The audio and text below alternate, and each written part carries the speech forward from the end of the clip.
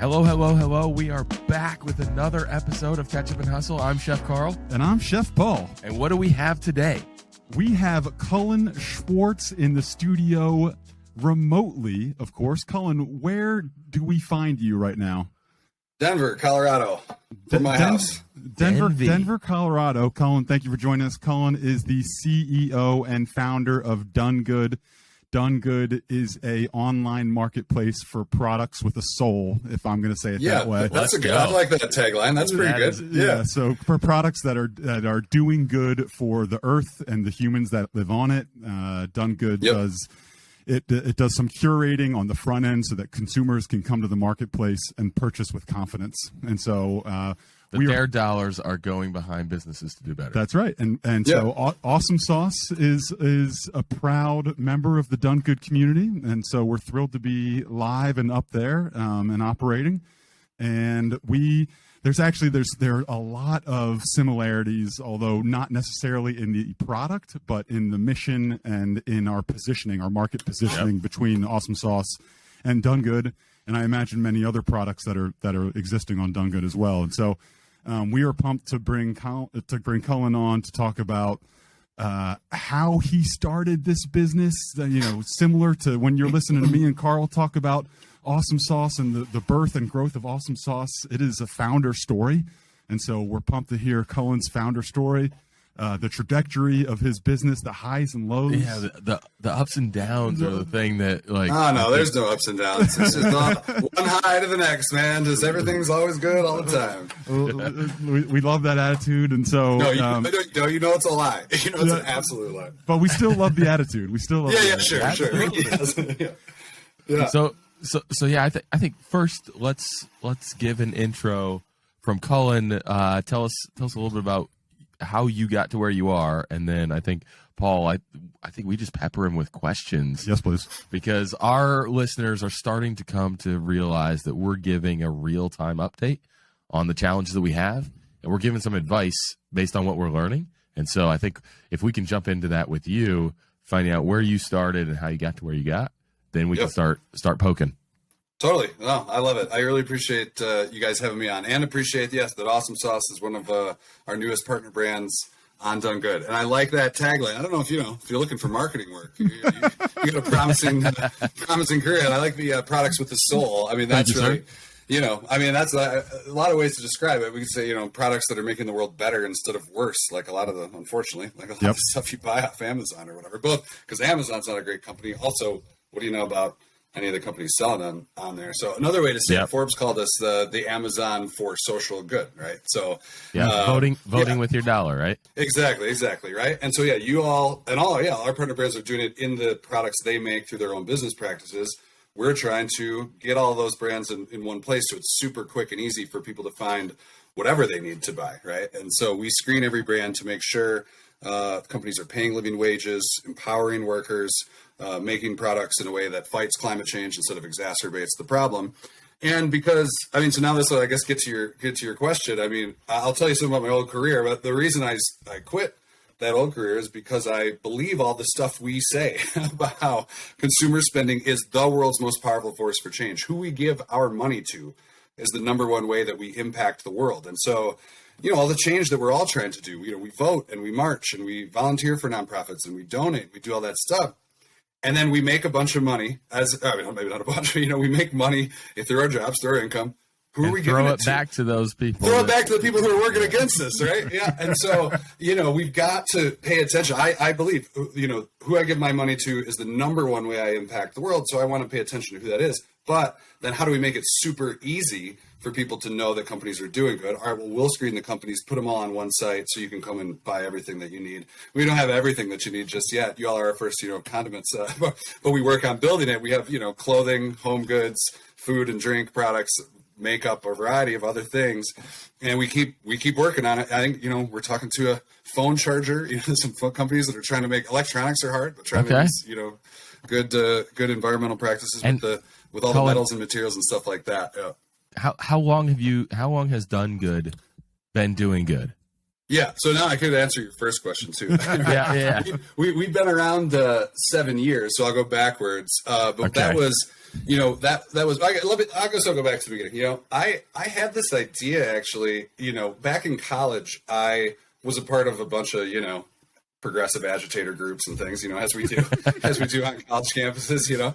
And one organization that I got into the national leadership of was a group called United Students Against Sweatshops, and so we would get our universities to include a code of conduct in their apparel contracts. So the company that was selected to make all the university's clothing, which, especially at a big university, that's a big contract. It's worth a lot of money. You're talking 100%. everything with the university's logo that's in the bookstore and being sold everywhere else, So as a student group, you guys put it in that had to be included in the contract. We would pressure the administrations at universities across the country to put them into the bid, or the what do you call it, the project, the procurement contract, right? Sure. So then companies bid on that, but you couldn't bid unless you could also demonstrate we're paying basic non-poverty wages, and factories meet basic safety standards and some basic environmental standards and things like this, and essentially that you weren't going to make the clothes in a sweatshop with child labor and traffic labor and people making poverty wages and things like that. So that was exposure to the idea that consumerism is a powerful form of activism, right? I mean, you've got public policy and voting and everything that happens in the governmental arena. That's important, and all the work that all the nonprofits are doing, that's important. But we, as Americans collectively, last year donated $475 billion to nonprofits. We spent over 300 times more than that buying stuff. And so that experience with the universities was one where this wasn't public policy. It's not a nonprofit. It's just a customer. It's just somebody with money who's saying, look, this is how the market works. If you want our money, well, you want certain product specs and you want certain prices. Well, we also are going to bake some values into our purchasing decision. And I thought, well, imagine if you could get millions of people, individual people, doing that same thing. I mean, that's how you really could impact the world. The way you really impact the world is change business behavior. Yep. You can try to get government to regulate that. Our system is so gridlocked, or you can wield that purchasing power. So I had that thought. I wrote a paper about that in college, and this was what 2002. I'll date myself. You can see for those watching and so Lizzie, you can see the gray in my beard. I'll date myself. It was the turn of the century. I was in college. Back at the turn of the century, 99 to 03. So about 02, I wrote this paper that said, consumerism, this will be the new movement for change. Conscious consumerism will be the new movement for change of the 21st century. Brilliant. I think that was pre-B Lab, pre-B Corp, before there was social impact was a word. You know what I mean? Those were courses at college and social enterprise. So I think it was a little ahead of the time. I wish I would have published it somewhere. I just turned it in and that was your seeding. So exactly. your seeding came from a college project. So what was your first move out of college then? Well, then that's the thing. After college, I ended up starting work in politics. I got a job actually working for a nonprofit and doing political advocacy work in Iowa, actually around the 03-04 Iowa caucus season. We were bird dogging candidates, trying to get them to agree, to various things. I can go more into that if you want, but just to keep my life story moving kind of quickly, it was a job for a nonprofit, and a lot of folks at the nonprofit said, "Hey, you're kind of well suited for politics. We need people on the inside.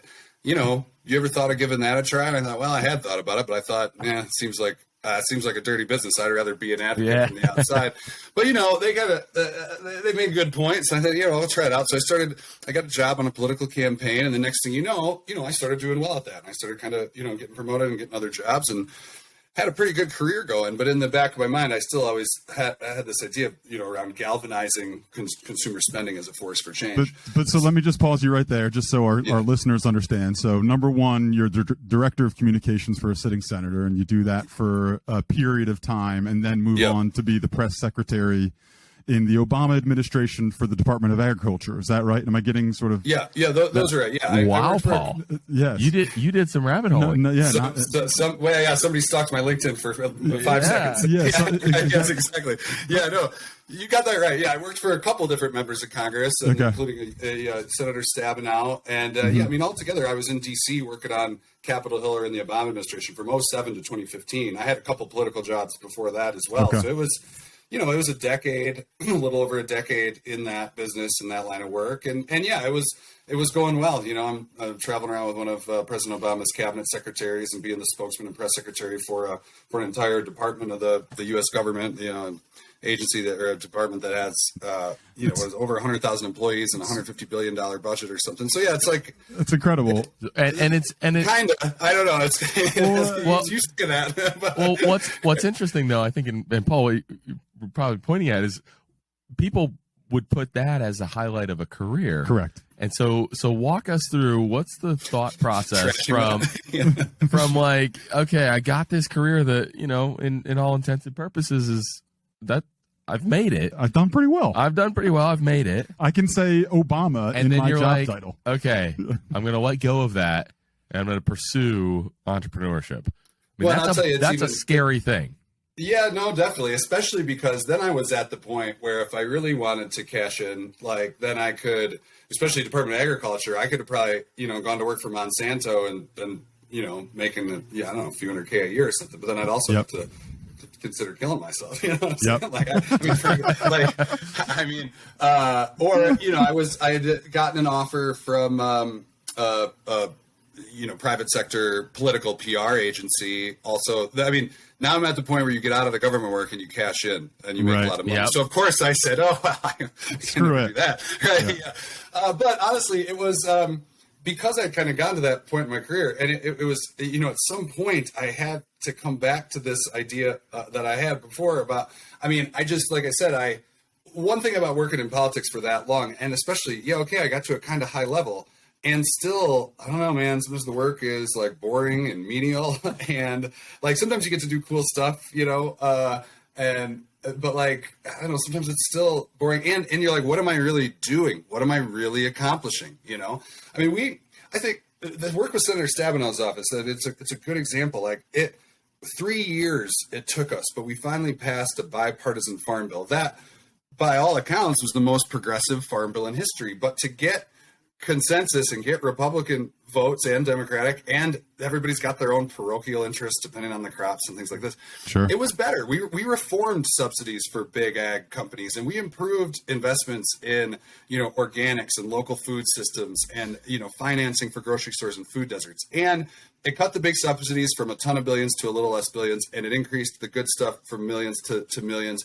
And it's, you know, it was not the policy that anybody would have drawn up. And so I said, okay, 3 years of my life against the odds, we got something bipartisan, and it was a little less shitty than the status quo. 3 years of my life to make one area of the federal government a little less shitty. And if I can say, I don't know, sorry if that's... Yeah, no, we curse all the time. Yeah, okay, good. Yeah. But that's the thing. And look, that's just how it is, right? It's like, it's a system that is set up for gridlock and for incremental change. And you either have to get super majorities, you know, on one side to ram, you know, partisan stuff through, or you have to build bipartisan consensus, which then is going to be watered down and incremental, if anything, you know, if the opposing party just doesn't say, let's just stop up all the progress that we can. So then when you look at issues like climate change and global poverty, these big issues that we need big sweeping action and reform, well, what's the likelihood that's coming out of DC? You know, I mean, they just passed a decent bill that will start to address climate change, but it's, you know, it's not everything that we need. And so I just really thought, like, if I really want to make an impact on the world, what do I think is the biggest thing? And like I said, I do believe it's the stuff we say about consumer spending. I think if we really wanted to have this big sweeping change, we need to change business behavior.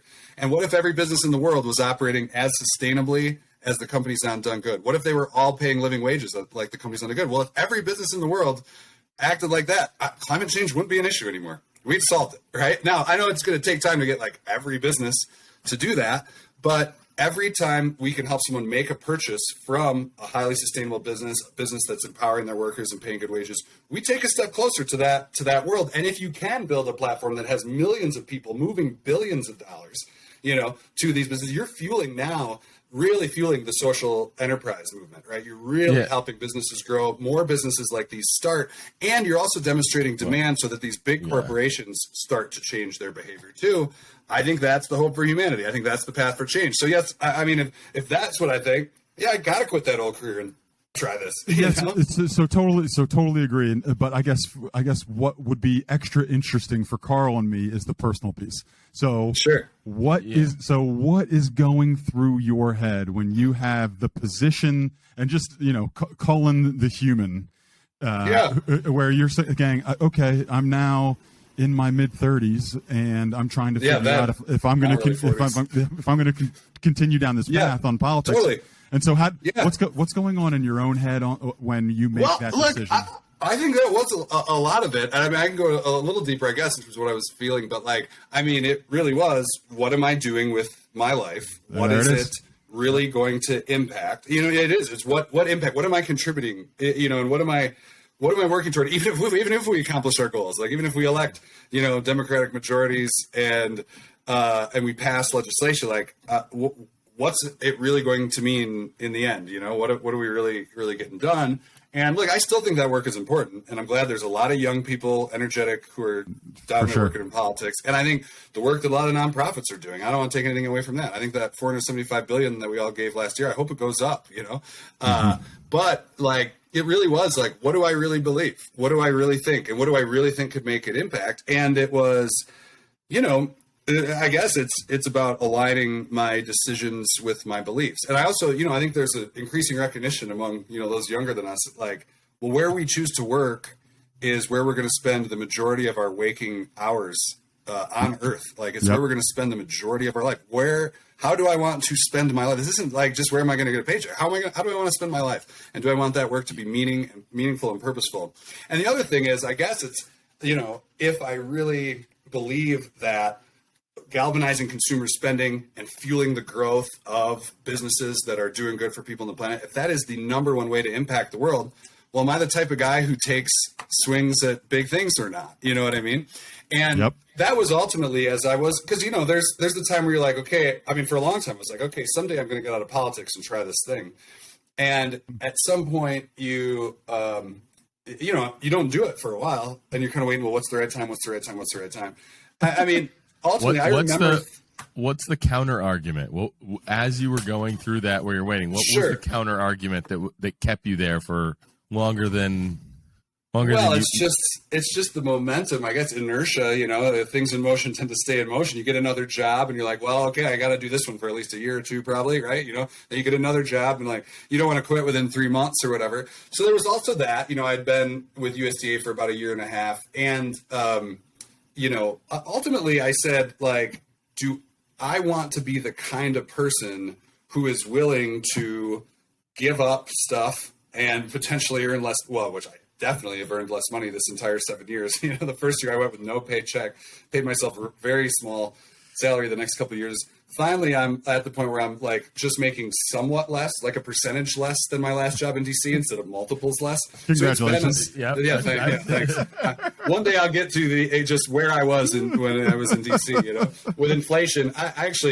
I started tallying up in my mind at one point, and then I thought I should, lost salary. Plus, if you invest that income, benefits and all this, don't do it. Exactly. You don't want to be living there. You know what I mean? How much? $500,000, over north of $500,000, $1 million, maybe. I'm invested in DoneGood. So that's. But I said, I want. What kind of person are you? Who plays it safe, or the kind who takes chances to do big things and do the things he really believes in and aligns his actions with his values. And I thought, no matter what happens with DoneGood, even if it flames out in a year, a couple of years, it fails, I could never do it. I'll never regret it. I'll always be proud of myself for trying. Whereas if I stay in the safe career, I'll always regret it. You know what I mean? It was so that ultimately was that's the equation. Gotcha. Yeah. That reminds me of your statement. Which is what? Tell listeners where you were at Westtown and your thought process. Well, I guess I know what you're referring to now. Whereas I had been the athletic director, and so kind of the equivalent of Cullen reaching a point in his career where you could point back and say, yeah, I've accomplished something in my field. I'm the athletic director at an educational institution I'm proud of, but I was starting to wonder about a change, right? And when Awsm Sauce started to be a thing, you say, if not this, then what? What would Yep. I be changing And if for? not And now, then when? Yeah. and if Yeah. not with this guy, with this motherfucker, then with who? Yeah, exactly. And like we Yeah, really, that's exactly it, man. Yeah. At the end of the day, it's about just like look at yourself in the mirror and be like, well, what kind of person am I? Do Totally. I take chances to do things I believe in, or do I play it safe? Like, what kind And of so- person do I want to be? There's a clear answer on that. You know? So Cullen, from your perspective, is that sort of like, how would you articulate? Is that one of like the initial steps for an entrepreneur when you're thinking about this, is to take that look in the mirror and just ask yourself honestly what kind of person you are? I think that's always the question, right? Like recognizing where I work is where I spend the majority of my life, the majority of my hours on Earth. How do I want to spend the majority of my hours on Earth? You know what I mean? Like, I think that's the question. And then like, That's okay, an well, there's interesting going to point. be a cost. There's going to be a cost and a risk, you know?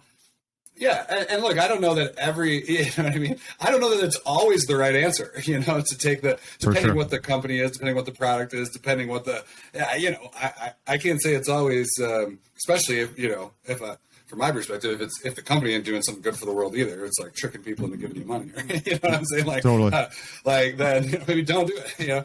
But I think that's the question. And then, I mean, when it comes to the risk, it's like, yeah, but okay. I mean, right. Like, I mean, what kind of person do you want to be? What you look yourself in the mirror, you know, and what's more important than that? yeah. I don't know. Nothing. So let's transition a little bit to DoneGood, because I think, Carl and I think all the time about what will it take for someone to move away from what they know and the systems and products that are currently in place and move to something that is new and disrupting and what we believe is, iteratively better for the world. And so if you take Tesla, which is complicated as an example to begin with, but the reason before Tesla that people did not buy electric cars is because they looked like shit and they performed like shit and they were slow. Totally. And they didn't have any. They're compromising. There's no status. So all of a sudden Tesla comes along and says there are zero barriers for you to make, except for cost, except for you, the consumer, to move your dollars to here, because it'll perform better, it looks better, it's everything that you want. You don't have to pay for gas, and it's also, by the way, better for our world. And helps our world move away from fossil fuels and to a new model of transportation. And so. So we believe that the consumer needs to sacrifice very little to make a change. Yes. And so that's the one place. The other place that we've talked about a little bit, given your background, is also legislature. So if you have a product where consumers have to change very little to do better, then fantastic, that's a win. If legislature is also pushing the consumer to do that, or putting requirements on the business, or making it no, or incentivizing, incentivizing, like they do with EVs now, right? Yeah. Now all of a sudden you've got a two-pronged approach in having consumer change. And so I'm gonna twist the screw on DoneGood a little bit and ask you, are there prohibitors? So where does DoneGood still have to move in order for there to be zero sacrifice for a consumer to come over and purchase on DoneGood? First of all, I totally agree with the premise of the question. I mean, I always say, sometimes I feel like people like lament that other people don't care enough. And I'm like, people care an awful lot. Yep. There's it's about turning the care into action. And I think we say this all the time. I think you're exactly right. Another way to say what you're saying is, you have to align the care with the difficulty of the action if you want behavioral change, right? Yep. And so you can try to make people care so much that they will sacrifice a lot and go way out of their way, and some things are like that, and then there's but the easier you make it, then the more often you're going to get the action. And that's where I think instead of getting people to care more, it is about making actions easier as much as possible, and getting in the stream of people's existing habits and behavior whenever possible. I mean, just even stuff like, now they got the floor at the concerts where, they're generating energy to power the show while people are dancing. See, there you go. Now you can say to people, hey, don't go to shows, don't listen to live music, take all that money instead and donate it.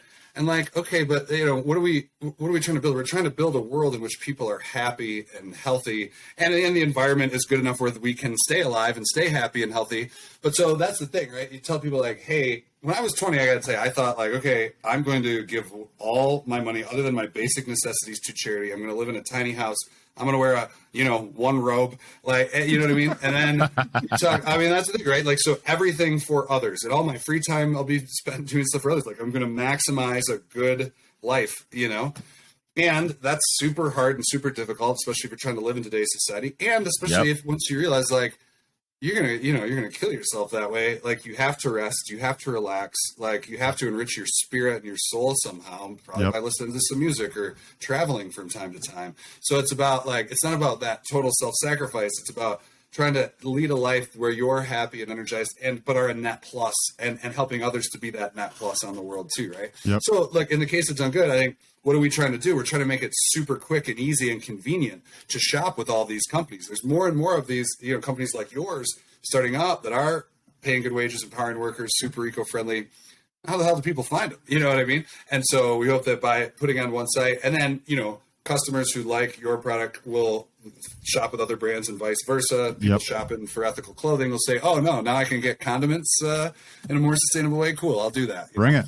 So, I mean, you said, what do we need to continue to improve on? I think more convenience, more quickly. Like, we're always trying to make the site easier and better from a user experience perspective, and make it easier for you to check out and to, save the products you like, and automated reordering and all the things that make Amazon super convenient.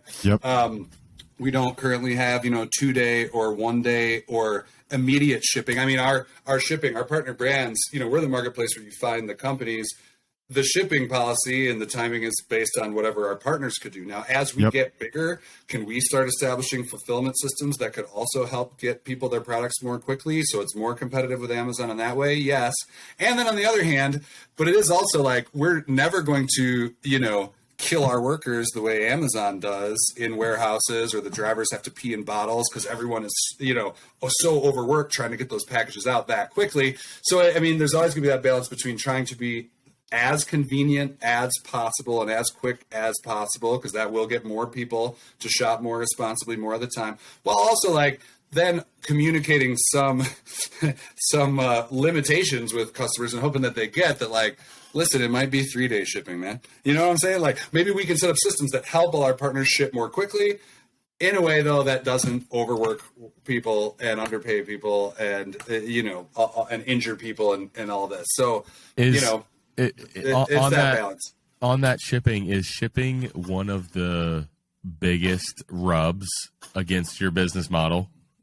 Well, I think it's, timing of shipping. And then, like, just in e-commerce generally, people are irrationally focused on shipping costs, I think in large part because of Amazon and the way they've trained us all, right? But it's like, people would rather pay $50 with free shipping than pay $40 with a $5 shipping fee, right? Like, even though it's $45 or $50, like, I want the free shipping, And so then we do, we just recognizing that reality, we work with our partner brands in a way where, like, we cover some of the shipping costs. We ask our partner brands to cover some of the shipping costs, and we still charge people if they order below $50, because just the economics of these small purchase, like, makes it impossible to make any money if you're shipping a $10 item and there's a $6 shipping cost and they get free shipping. I mean, everybody, we've lost money. Yeah. The partner brands lost money. What do we, so and at some point when we're big enough and profitable enough, then maybe we can just, lose money on those small orders and say free shipping all the time, or maybe we can have a annual membership like Amazon does or something. In the meantime, like, we're just trying to spread it out so the customer will pay some shipping. Sometimes we'll subsidize some shipping, the partner brand will subsidize it a little, and hopefully everybody wins. You know what I mean? We just do our best to do stuff on that. And I will say, cost, when you're talking about sacrifice, like, cost is an issue too of the product itself, not just the shipping fee. I mean, look, it tends, shockingly, paying workers well and doing good for the environment costs more. It costs more oftentimes to produce those products. Now, you guys might have actually, cracked a code where it's actually cheaper to get my condiments through you guys, or at least cost competitive. And a lot of our partners are cost competitive. However, there's a reason the big corps are, paying poverty wages and killing the environment with their production practices, because it's cheaper and they can, make more profit, right?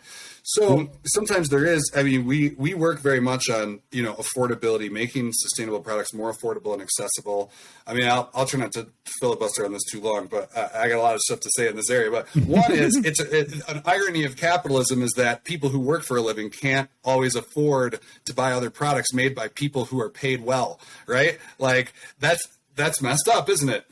Capitalism should work a little different, and people who work for a living should get a larger share of the wealth produced, frankly. Well, so okay, that's part of what we're trying to do. If we all shop at companies that pay their workers more, then more of those companies will exist, and there'll be more workers who can afford somewhat more expensive products made by other people who are paid well. But then we also do things, in the shorter term. We work with partner brands like you guys to do major sales events, for a few days every few months, as partners can. We have existing first-time customer discount codes to get people to try out the partner brands. We have a loyalty program like a lot of other companies where, so as you buy products on DoneGood, you can earn gift cards and things like this. So we're trying to address that part of the sacrifice too, and help to make, so like I said, sustainable products more affordable, more accessible to more people, while also having this conversation with people about and also you're funding, an end to poverty. You're funding the fight against climate change. And so we hope people also consider it if I was going to donate $25 to an environmental nonprofit, I can also spend a little bit more to help solve climate change through my purchases, which again, we think is the most powerful way to solve problems like that. And I guess I just want to lift up, I really appreciate DoneGood's policy and the way you guys describe it to your partner brands of trying to make us viable. You're part of your goal is helping companies like us exist and make it past that first 2 years. And it is our goal. It is really the goal, right? We truly appreciate it. It's really cool to find a partner in your space that is thinking about us in addition to yourself. Well, the whole point is to make social enterprises like yours more successful, so there'll be more of you. So we've tried to design our whole business model and everything we do so that's always the case. That's why we don't take any fees from partners up front. There's no flat fees, no ongoing fees, because if we were ever in a situation where we were taking more money from you than we were making for you, then what the hell are we doing? What's the point of all this if we're not making you more successful? And so I appreciate you saying that. And then it's something, like I said, some of this stuff is tough. And sometimes we hear from our partners we don't have as much margin as the bigger companies, or it's tougher for us on shipping. And we're like, yeah, I know shipping sucks. It's all hard. You know what I mean? Trying to square all this so that it's affordable for customers and they don't have to sacrifice as much, like you said. And we stay alive as a company, which, we're still clawing and scratching and fighting. We ain't making money hand over fist over here. Like I said, I'm still making less than I ever did personally. And the company is still fighting to get to profitability, frankly. And meanwhile, we want to make as much money for you guys and help you be more successful. So it's trying to square all the pieces and, just do it all in the right way as best we can, Yeah. I just, as we wrap up here, Cullen, I really appreciate the time. My biggest takeaway, and Paul, I'm going to ask yours, is you've been at this mentally your entire life. You've been going at this from when you were in school, and you've had an interesting path that has pushed you closer and closer to that breaking point where you finally took that moment and looked in the mirror and said, who am I as a human? What's your takeaway here? I guess I kind of had this thinking when I came into the interview, but it's only kind of affirmed where I was, that actually DoneGood is trying to disrupt a monster in Amazon. And so, and how do you do that? How do you do that successfully? And Awsm Sauce is trying to disrupt a monster in Heinz, for example. Yeah. And so it's really interesting to hear the backstory and the sort of strategy that came into place of both our, coming to fruition, and then the business strategy since then. It's really cool to hear it. No, that's what we always say. You guys are the underdogs. You're all it's just our partners are underdogs. We're an underdog, right? This is all a collection of underdogs trying to uprise, trying to disrupt all these big incumbent corporations, and frankly trying to disrupt capitalism as a system, but now from the inside. They tried in the 20th century, the capitalism versus communism. in capitalism, we can make it whatever we want. That's the thing. So we're disrupting an entire economic system in a different way than was tried last century, just from within the market at work. So that's outstanding. So thank you, listeners, for joining us. If you guys would be so kind, Cullen has been so kind to add a 20% off discount on anything site-wide. Go to DoneGood.com. That's DoneGood.com, and enter code AWSM, all caps, and you get 20% off. Thank you guys for listening. That's awesome. Thank you, Cullen. Thank you, Cullen, for spending some time with us, and let's close it out. Peace.